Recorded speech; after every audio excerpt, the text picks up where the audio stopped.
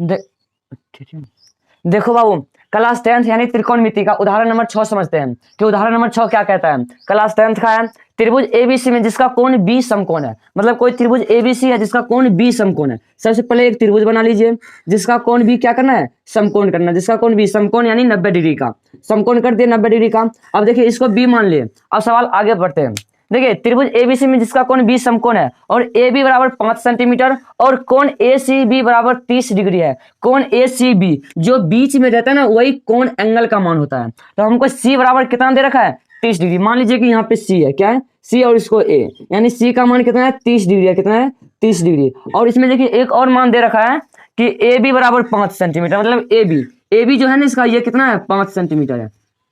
तो सवाल में कह रहा है क्वेश्चन में, तो भुजाओं बीसी और एसी की लंबाई ज्ञात करें। मतलब इसका क्या है, ये बीसी और एसी की लंबाई ज्ञात करना है। देखिए जब भी क्वेश्चन में एक मान दिया रहेगा और एक एंगल का मान दिया रहेगा तो आसानी से आप निकाल सकते हो। देखिए सबसे पहले इसका निकालना है और इसका निकालना है। इसका मान निकालना है। देखिए समकोण के सामने सदैव कर्ण होती है। क्या होती है, कर्ण। समकोण के सामने सदैव कर्ण होती है और एंगल के सामने लंब होती है और नीचे वाली भुजा आधार होती है। यह बात आपको ध्यान रखना पड़ेगा। यह लंब हो गया और नीचे वाली क्या हो गया, आधार। अब देखिए आसानी से निकाल सकते हैं।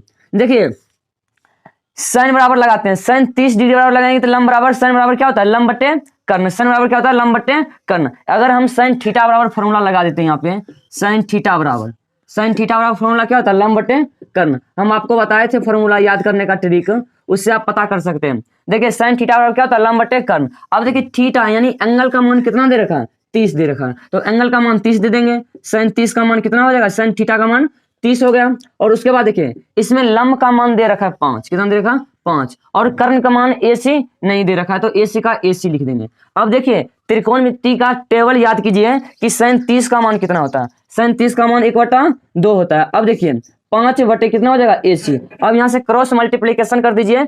AC को गुना करेंगे 1 से तो AC हो जाएगा, और 2 को गुना करेंगे 5 तो 5 दूनी कितना हो जाएगा, 10 सेंटीमीटर। AC का मान आपका निकल गया। अब AC के बाद देखिए आप, AC का मान निकल गया। अब निकालना है BC का मान। तो सोचिए लंब बटे आधार किसका फॉर्मूला होता है, लंब बटे आधार यानी tan थीटा का फॉर्मूला होता है। तो फिर अगेन करेंगे, दूसरा फॉर्मूला लगाएंगे। अब लगाएंगे tan थीटा। तो tan थीटा बराबर फॉर्मूला क्या होता है, लंब बटे आधार। लंब बटे क्या हो गया, आधार।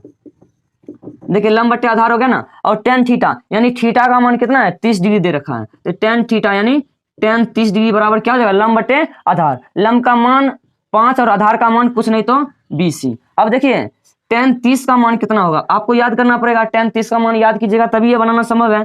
tan 30 का मान होता है 1/√3 बराबर क्या हो जाएगा, 5/BC। अब यहाँ क्रॉस मल्टीप्लीकेशन कीजिएगा, BC को गुना कीजिएगा 1 से तो BC होगा, और √3 को गुना कीजिएगा 5 से तो 5 रूट कितना हो जाएगा, 3 सेंटीमीटर। यही आपका मान हो गया। अगर आप इसको आगे भी बढ़ाना चाहते हैं तो बना सकते हैं। जैसे देखिए 5 यहाँ ना कुछ तो गुना का चिन्ह है, और √3 का मान कितना होता है, 1.732 होता है। इसको गुना कर दीजिए, आपका आंसर निकल जाएगा। जितना आएगा वो इसका क्या हो जाएगा, आंसर सेंटीमीटर। दोनों मान निकाल दिए।